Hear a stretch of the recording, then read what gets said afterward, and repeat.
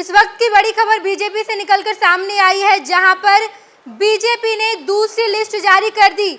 पहली लिस्ट में 71 कैंडिडेट का नाम था और अब दूसरी लिस्ट में 12 कैंडिडेट के साथ दूसरी लिस्ट बीजेपी ने जारी की है, जहां बड़े बड़े चेहरों का टिकट कट गया, बड़े बड़े चेहरों को बाहर का रास्ता दिखा दिया गया और नए नए चेहरे इस लिस्ट में दर्शाए गए हैं, नए लोगों को टिकट दिया गया है। हमारे साथ विवेकानंद जी जुड़े हैं। विवेकानंद जी, जो नए चेहरे जिसकी बात हुई थी, सबसे नया चेहरा मैथिली ठाकुर, जिन्हें कल पार्टी की सदस्यता दिलाई गई, दिलीप जायसवाल ने पार्टी की सदस्यता दिलाई और उसके बाद अलीनगर से उन्हें कैंडिडेट बना दिया गया है।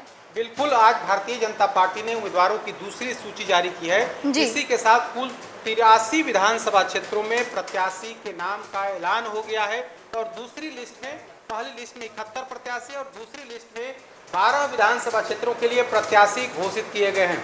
सबसे महत्वपूर्ण बात यह कि 12 विधानसभा क्षेत्रों में जो विधायक थे उसमें से 1/3 विधायकों का टिकट काट दिया गया। बिल्कुल, 12 जो विधानसभा क्षेत्रों की जो उम्मीदवारों की लिस्ट जारी की गई है, उसमें 4 विधायक, जो सिटिंग विधायकों का पत्ता साफ कर दिया गया है, वहां से नए प्रत्याशी घोषित किए गए हैं। सबसे महत्वपूर्ण नाम और सबसे आश्चर्यजनक नाम मैथिली ठाकुर का है। मैथिली ठाकुर के बारे में कुछ दिन पहले से खबर आई थी कि वे भारतीय जनता पार्टी में शामिल हो रही। कल आधिकारिक रूप से उन्हें दल में शामिल कराया गया और आज जब दूसरी सूची जारी की गई है तो उसमें मैथिली ठाकुर को अलीनगर विधानसभा सीट से प्रत्याशी बनाया गया है।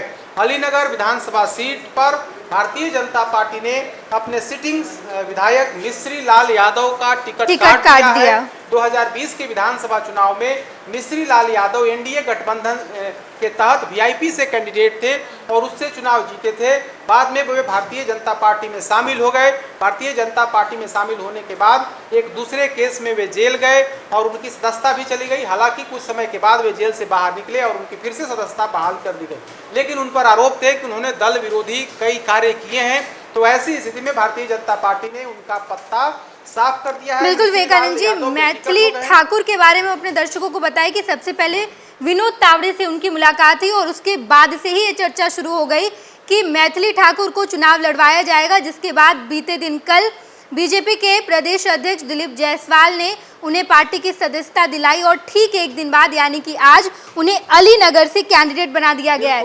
दूसरे विधानसभा सीट की बात करें तो हायाघाट से रामचंद्र प्रसाद को कैंडिडेट बनाया गया है। जी, तीसरे नंबर पर की जो महत्वपूर्ण सीट है, जो उत्तर बिहार की राजधानी कही जाती है, मुजफ्फरपुर सीट पर इस बार भारतीय जनता पार्टी ने कैंडिडेट बदल दिया है। सुरेश शर्मा, जो उस इलाके के बड़े नेता हैं, नीतीश कैबिनेट में मंत्री रहे हैं और मुजफ्फरपुर से कई बार चुनाव लड़े हैं, जीते हैं और हारे भी हैं, तो सुरेश शर्मा का पत्ता साफ कर दिया गया है। उनकी जगह पर रंजन कुमार, जो पूर्व जिलाध्यक्ष है मुजफ्फरपुर के, उन्हें उम्मीदवार बनाया गया है। ये स्वजातीय हैं, सुरेश शर्मा के स्वजातीय हैं, यानी कि भूमिहार को काट करके भूमिहार सदस्य कैंडिडेट ही मुजफ्फरपुर से दिया गया है। उसके बाद गोपालगंज की बात करें, सुभाष सिंह, कुसुम देवी सिटिंग विधायक थी। चूंकि 2020 में सुभाष सिंह चुनाव जीते थे, इनके पति थे कुसुम देवी के, लेकिन उनका निधन हो गया था। निधन के बाद उपचुनाव हुआ तो उपचुनाव में बीजेपी ने सुभाष सिंह की पत्नी कुसुम देवी को प्रत्याशी बनाया।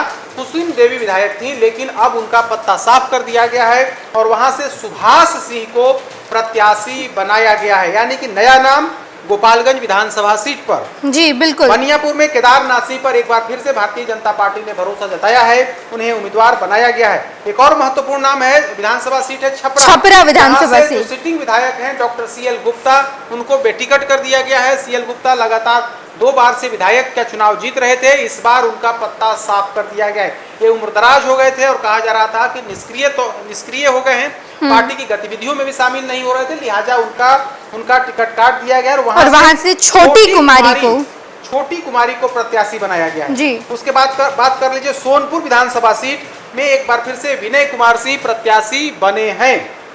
रोसड़ा अनुसूचित जाति सीट है, वहां से वीरेंद्र कुमार को प्रत्याशी बनाया गया है। बाढ़ में एक महत्वपूर्ण डेवलपमेंट है, बाढ़ विधानसभा सीट जो पटना जिले में है, वहां से सियाराम सिंह सिटिंग विधायक ज्ञानेंद्र सिंह ज्ञानू बेटिकट हो गए हैं, उन्हें चलता कर दिया गया है। उन पर पार्टी ने भरोसा नहीं जताया है और ज्ञानेंद्र सिंह ज्ञानू का टिकट काट करके डॉक्टर सियाराम सिंह प्रत्याशी बनाए गए हैं। उसके अलावा अज्ञाव जो अनुसूचित जाति का क्षेत्र विधानसभा सीट है वहां से महेश पासवान उम्मीदवार बने हैं। शाहपुर सीट से राकेश ओझा को प्रत्याशी बनाया गया है। और जो अंतिम नाम है बक्सर सीट, बक्सर विधानसभा सीट पर चौका आनंद मिश्रा को वहां से पूर्व आईपीएस अधिकारी सेवानिवृत्ति के बाद ऐच्छिक सेवानिवृत्ति लेने के बाद ये राजनीति में आए और 2024 के लोकसभा चुनाव में वे चाहते थे कि बीजेपी उन्हें प्रत्याशी बनाए, लेकिन बीजेपी ने प्रत्याशी नहीं बनाया, निर्दलीय चुनावी मैदान में लड़े। नतीजा यह हुआ कि बीजेपी के जो सिटिंग कैंडिडेट थे मिथिलेश तिवारी वे चुनाव हार गए। आनंद मिश्रा ने इतना वोट काटा कि उससे कम ही वोट से मिथिलेश तिवारी जो बीजेपी के उसके बाद सुधाकर सिंह वहां से जीत दर्ज की। सुधाकर सिंह जो राजद प्रत्याशी थे वे चुनाव जीत गए। तो इसके बाद आनंद मिश्रा का सफर, राजनीतिक सफर जनसुराज से जुड़ा, जनसुराज में जुड़े, लेकिन वहां भी इनका मन नहीं लगा और अभी से कुछ समय पहले ही वे भारतीय जनता पार्टी में शामिल हुए हैं। आनंद मिश्रा भारतीय जनता पार्टी के सदस्य बने और अब इन्हें पूर्व आईपीएस अधिकारी को अब बक्सर विधानसभा सीट से प्रत्याशी बनाया गया है। बिल्कुल विवेकानंद जी, लिस्ट हमारे पास मौजूद है। इससे पहले जो 71 कैंडिडेट का ऐलान बीजेपी ने किया उसके बारे में हमने आपको बताया, लेकिन इस बार जो 12 कैंडिडेट का लिस्ट बीजेपी ने जारी किया है ये बेहद महत्वपूर्ण है, जहां पर 4 सिटिंग कैंडिडेट को हटा दिया गया और वहां पर अली नगर की हमने बात की कि मैथिली ठाकुर को वहां से कैंडिडेट बनाया गया। बेहद नई राजनीति में है, वो नया चेहरा है। हायाघाट की बात करें रामचंद्र प्रसाद को टिकट दिया गया है। मुजफ्फरपुर से रंजन कुमार को टिकट दिया गया है। इसके अलावा गोपालगंज को से सुभाष सिंह को कैंडिडेट बनाया गया है। वहां से कुसुम देवी सिटिंग विधायक थी, उनका टिकट काट दिया गया। बनियापुर विधानसभा सीट की बात करें तो केदारनाथ सिंह को टिकट दिया गया है। छपरा विधानसभा सीट से श्रीमती छोटी कुमारी, ये भी नई कैंडिडेट है। सोनपुर से विनय कुमार सिंह, रोसड़ा से बीरेंद्र कुमार, बाढ़ से सियाराम सिंह और अज्ञाव से महेश पासवान को टिकट दिया गया है। शाहपुर से राकेश ओझा और इसके अलावा बक्सर विधानसभा सीट की बात हमने बताई आपको। बक्सर विधानसभा सीट से आनंद मिश्रा, राजनीति में नया चेहरा, भले ही उन्होंने लोकसभा चुनाव लड़ा, जीते नहीं, उनकी वजह से बीजेपी के कैंडिडेट को हार का सामना करना पड़ा। महागठबंधन के कैंडिडेट सुधाकर सिंह ने वहां से जीत दर्ज की और उसके बाद आनंद मिश्रा जनसुराज में गए, कुछ महीनों तक जनसुराज में भी रहे और उसके बाद फिर से बीजेपी में वो उन्होंने एंट्री ली और अब उन्हें बक्सर विधानसभा सीट से कैंडिडेट बनाया गया है। विवेका जी, 2 लिस्ट जारी की गई है और अब आखिरी लिस्ट आनी बाकी है। जातीय समीकरण का बीजेपी ने विशेष ध्यान रखा, नए कैंडिडेट उतारे गए। मुझे लग रहा है कि 70% पुराने कैंडिडेट है, लेकिन 30% नए भी कैंडिडेट हैं। पहली सूची जारी हुई उस पर 10 सिटिंग विधायकों का पत्ता साफ हुआ जी, वहां पर नए उम्मीदवार बनाएगा। और इस बार जो दूसरी सूची जारी हुई है उसमें से 4 जो विधायक हैं उनको बेटिकट किया गया। तो इस तरह से 14 के आसपास संख्या पहुंची है जिन विधायकों को इस बार टिकट नहीं मिला है। तो कुल मिलाकर के 71 + 12 यानी कि 83 विधानसभा सीटों पर प्रत्याशी की घोषणा हो गई है। बाकी 18 विधानसभा क्षेत्र ऐसा है जहां से प्रत्याशी के नाम का ऐलान होना है। संभव है कल तक बीजेपी वो सूची भी जारी कर दे, तीसरी सूची जारी कर दे। अब देखना होगा कि जिन 18 सीटों पर जो प्रत्याशी बनाए जाते हैं उसमें से क्या बीजेपी करती है। हालांकि सामाजिक समीकरण का ख्याल रखा जा रहा है। आप देखेंगे तो आज जेडीयू की सूची जारी हुई, कल बीजेपी और आज फिर से बीजेपी की सूची जारी हुई।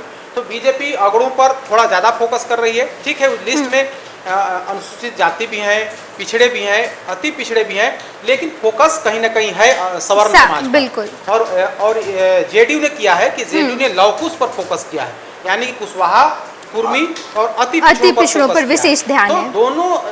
दोनों दल के नेतृत्व को लगता है कि हम एक तरफ सवर्ण को फोकस करें, दूसरा जो हमारा सहयोगी दल है वो लवकुश और अति पिछड़ा पर फोकस करें। तो उसी तरह से सीटों का बंटवारा हो रहा है। अभी चिराग पासवान की पार्टी की तरफ से फाइनली लिस्ट जो है वो जारी नहीं की गई है। 4 उम्मीदवारों के नाम पर मुहर लगी है और उनको सिंबल भी दिया गया है। बाकी बीजेपी की तरफ से 2 सूची जारी कर दी गई, जेडीयू की तरफ से एक सूची जारी की गई है और वैसे उससे ज्यादा लोगों को सिंबल दे दिया गया है। लेकिन आधिकारिक तौर पर 57 कैंडिडेट जेडीयू ने जारी किए हैं। 83 कैंडिडेट बीजेपी ने जारी कर दिए हैं।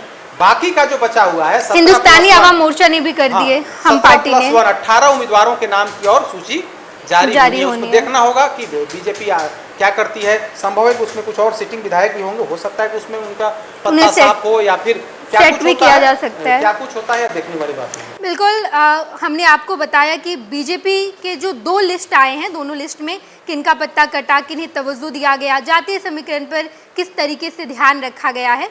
बाकी और भी कोई अपडेट आएगी तो हम आपके साथ जुड़ेंगे, फिर से आपको खबर बताएंगे। आप बने रहिएगा। धन्यवाद। गोल, जहां 28 वर्षों के सफर में 18,000 से भी अधिक छात्रों ने डॉक्टर एवं इंजीनियर बनकर भरे सफलता की ऊंची उड़ान, जहां साधारण छात्र भी असाधारण सफलता प्राप्त कर बना रहे इतिहास। दूरदर्शी शिक्षाविद श्री बिपिन सिंह के मार्गदर्शन में मेडिकल एवं इंजीनियरिंग के लाखों छात्रों के लिए आशा की किरण के रूप में गोल द रिजल्ट फैक्ट्री।